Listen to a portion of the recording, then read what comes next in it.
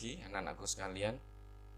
Pada kesempatan kali ini kita akan bahas bab yang kedua setelah kita selesaikan bab yang pertama. Bab yang kedua mengenai metabolisme sel, yang dalam hal ini nanti terbagi menjadi dua pembahasan, yaitu pengertian metabolisme dan yang kedua adalah enzim dan sifat-sifatnya. Untuk itu, untuk mengikuti pembelajaran ini dengan baik, maka persiapkan alat-alat tulis atau alat rekam yang diperlukan. Dan mudah-mudahan apa yang kita kerjakan pada hari ini bisa menjadikan manfaat untuk kita semuanya. Selamat mengikuti pembelajaran ini dengan sebaik-baiknya. Selanjutnya, untuk memupuk rasa kebangsaan kita, maka mari kita nyanyikan lagu Indonesia Raya. Untuk itu peserta didik silakan berdiri.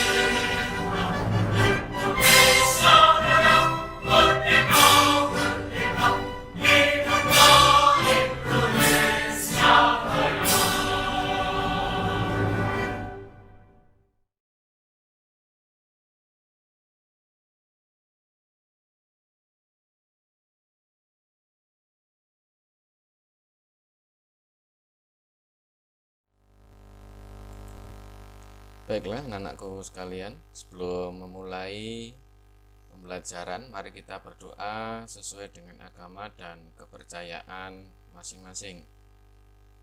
Berdoa dimulai. Selesai. Selanjutnya mari kita ikuti tentang penjelasan pengertian metabolisme.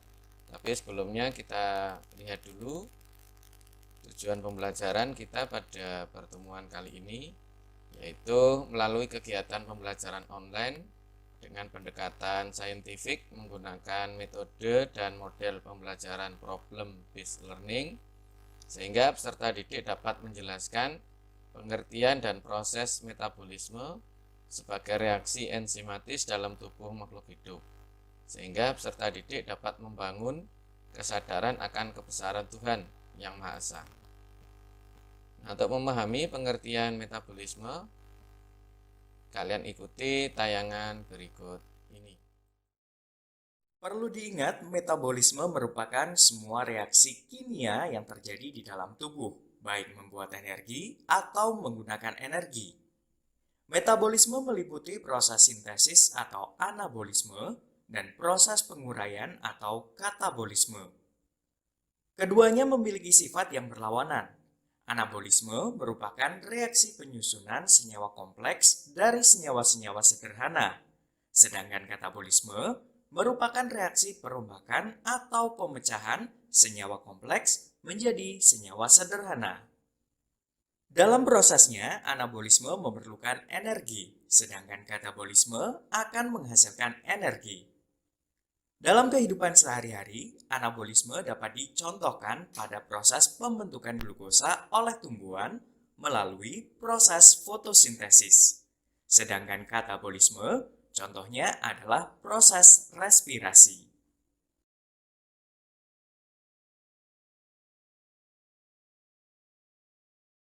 Salah satu contoh anabolisme adalah proses fotosintesis. Adakah yang masih ingat bagaimana proses fotosintesis terjadi? Apa saja bahan-bahan yang digunakan? Nah, untuk mengingat kembali proses fotosintesis, perhatikan ilustrasi berikut ini. Bahan yang digunakan dalam proses fotosintesis adalah karbon dioksida yang dihasilkan dari hasil respirasi manusia maupun dari udara luar.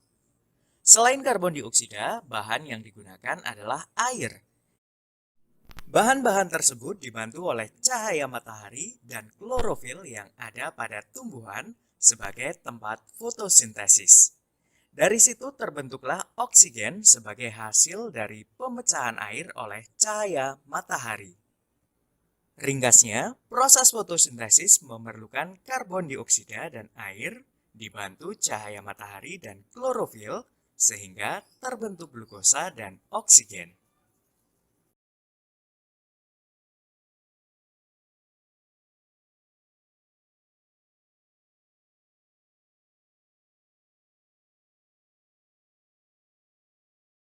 Selanjutnya proses katabolisme, contohnya adalah respirasi. Tapi sebelum kita pelajari bagaimana prosesnya, apa kamu sudah tahu apa tujuan bernafas?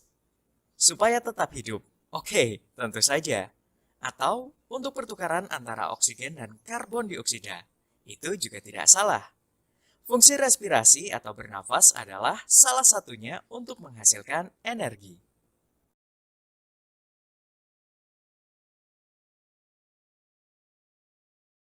Pada saat kamu makan, makanan yang mengandung karbohidrat akan dipecah menjadi glukosa, yaitu molekul gula yang lebih sederhana, sehingga bisa diserap oleh tubuh.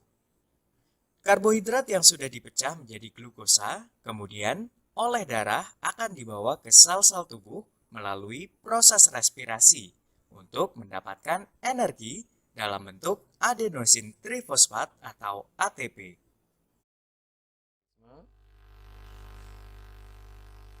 Setelah kamu mendapat penjelasan mengenai pengertian metabolisme, lakukanlah pengisian LKPD tentang anabolisme dan katabolisme yang dapat diunduh dari LMS kelasmu masing-masing. Lalu kirim ke alamat LMS kelasmu masing-masing sesuai tenggat waktu yang diberikan, yaitu 1 minggu. Jangan sampai terlambat. Baik anak-anakku sekalian, setelah kita bahas tentang metabolisme dan pengertiannya, untuk yang kedua yaitu akan kita bahas mengenai enzim dan sifat-sifatnya.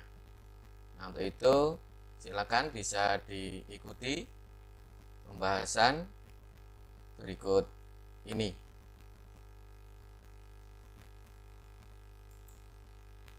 Yaitu untuk tujuan pembelajaran selanjutnya, yaitu melalui kegiatan pembelajaran online dengan pendekatan saintifik menggunakan metode dan model pembelajaran problem based learning, sehingga peserta didik dapat menjelaskan tentang enzim dan sifat-sifatnya serta reaksi enzimatis, sehingga peserta didik dapat membangun kesadaran akan kebesaran Tuhan Yang Maha Esa.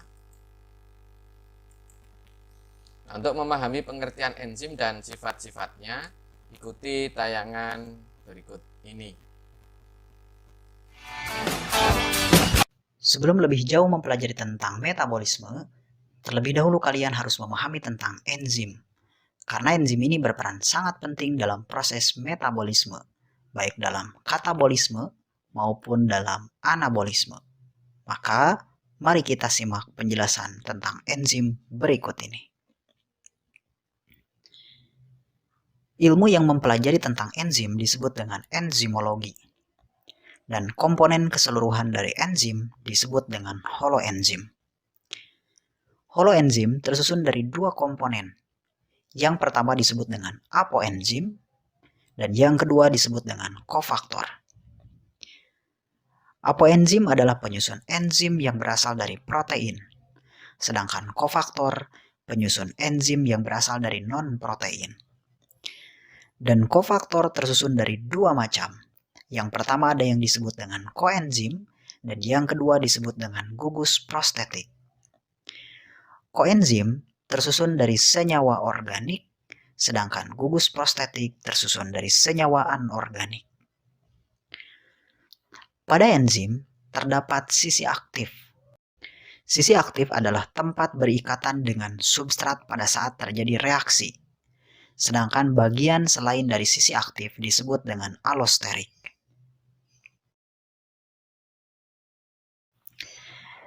Enzim memiliki beberapa sifat. Yang pertama, karena enzim tersusun dari protein, maka enzim adalah protein. Sedangkan yang kedua, sifat dari enzim yaitu termolabil, artinya dipengaruhi oleh suhu. Sedangkan yang ketiga berperan sebagai biokatalisator atau untuk mempercepat suatu reaksi. Suatu reaksi, jika tanpa menggunakan enzim, maka membutuhkan waktu yang lama. Tetapi, jika suatu reaksi menggunakan enzim, maka reaksi tersebut akan berlangsung jauh lebih cepat dibandingkan tanpa enzim. Yang keempat, sifat enzim yaitu spesifik. Artinya, enzim hanya bekerja untuk substrat tertentu saja. Yang kelima, bekerja bolak-balik atau reversible. Karena enzim bisa berperan untuk menyusun suatu substrat atau bisa berfungsi untuk memecah suatu substrat.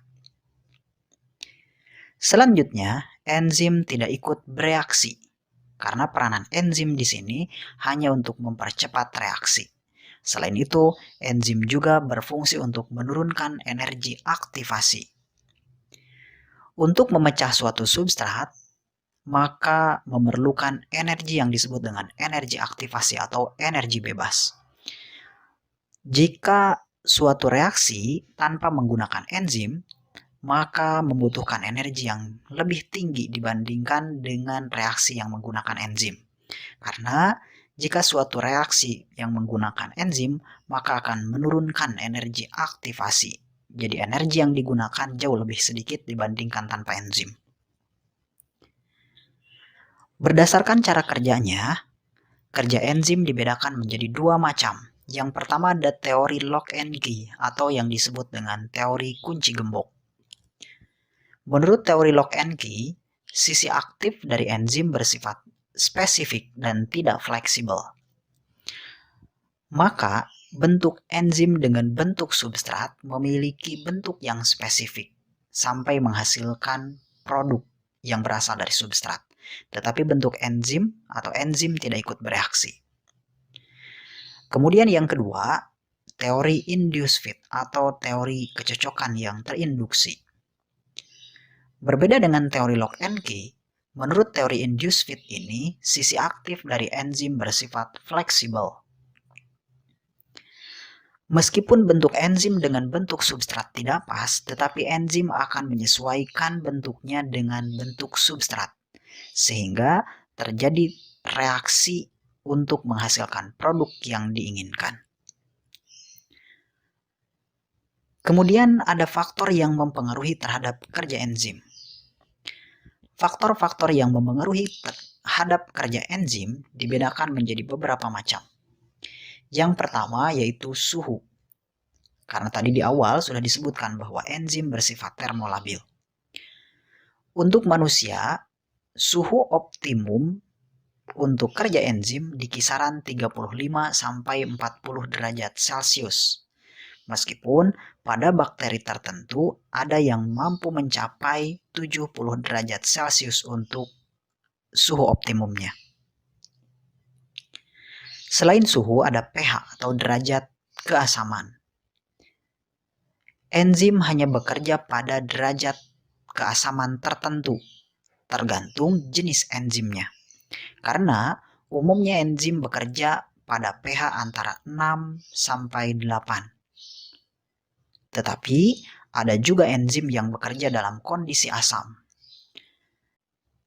Seperti enzim-enzim yang ditemukan di lambung, ada pepsin dan juga renin. Kemudian ada juga enzim yang efektif hanya dalam kondisi basa. Contohnya enzim-enzim yang ditemukan pada usus 12 jari, seperti tripsin dan juga amilase. Maka enzim yang efektif dalam kondisi asam tidak bisa bekerja dalam kondisi basa. Begitupun kalau enzim yang bekerja efektif dalam kondisi netral itu tidak bisa bekerja dalam kondisi asam maupun basa.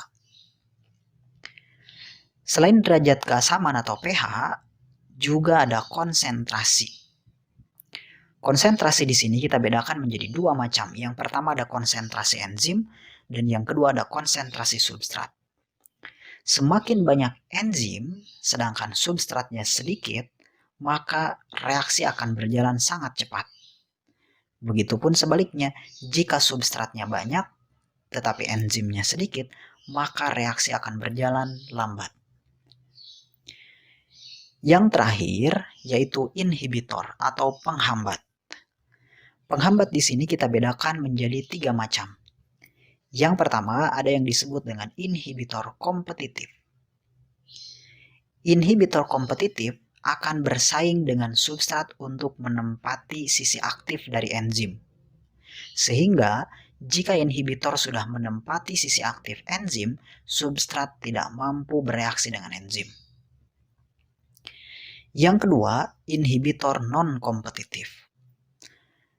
Inhibitor non-kompetitif tidak menempati sisi aktif dari enzim, tetapi menempati bagian allosterik dari enzim sehingga mengubah bentuk dari sisi aktif enzim. Jika sudah berubah, maka substrat tidak bisa bereaksi dengan enzim. Dan yang terakhir disebut dengan inhibitor umpan balik. Nah, inhibitor umpan balik ini sebenarnya berasal dari produk hasil dari reaksi yang menghalangi sisi aktif enzim, sehingga substrat yang akan direaksikan tidak mampu menempati sisi aktif dari enzim sehingga tidak terjadi reaksi. Nah, itulah yang disebut dengan inhibitor. Itulah penjelasan mengenai struktur enzim, kemudian sifat enzim, cara kerja enzim, dan juga faktor yang mempengaruhi terhadap enzim. Selanjutnya nanti kita akan bahas tentang metabolisme baik yang katabolisme dan juga anabolisme. Salah satu contoh dari enzim adalah enzim katalase.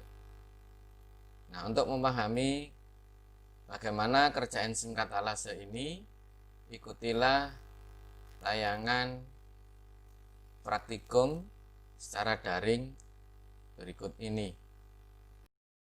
Tujuan praktikum kita adalah untuk mendeskripsikan cara kerja enzim katalase, kemudian juga mendeskripsikan faktor-faktor yang mempengaruhi kerja enzim katalase. Ada 4 faktor yang akan kita gunakan, yaitu faktor suhu, kemudian pH, lalu ada faktor konsentrasi enzim dan konsentrasi substrat. Selamat menyaksikan.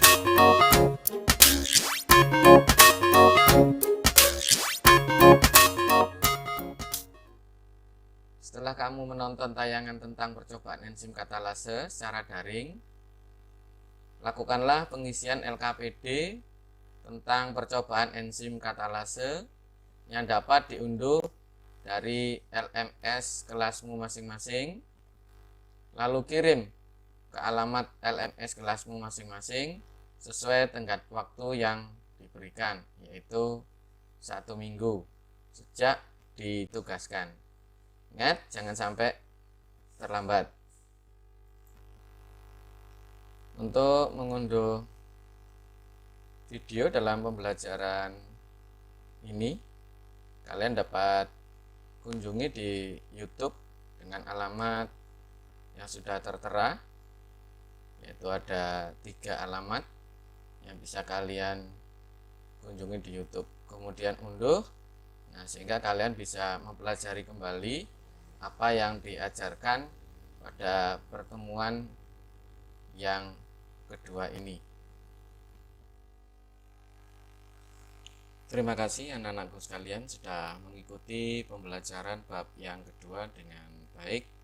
Nah, untuk itu silahkan bisa nanti diulang kembali, karena nanti pada saat penilaian harian yang kedua kalian bisa mendapatkan nilai yang lebih baik daripada penilaian harian yang pertama.